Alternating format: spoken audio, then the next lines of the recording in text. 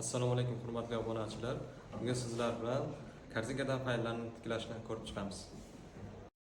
Mana ko'rib turganingizdek hozir boshlaymiz. Misol uchun mana shu fayllarni o'chirib yubordik deb faraz qilamiz. Mana yo'q, o'chib ketdi. Misol uchun bular umuman 100% o'chib ketmaydi, chunki bizda korzinkada saqlanib qolgan bo'ladi.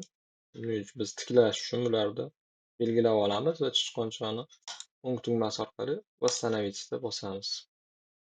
Bu yerdan chiqamiz. Mana ko'rib turganingizdek, qaytadan o'chirib yuborgan bo'lsangiz, qaysidir papkadami, qaysidir diskdami, qaysidir joyda bo'lsa, o'sha joyga qaytib qoladi tiklaganingizda.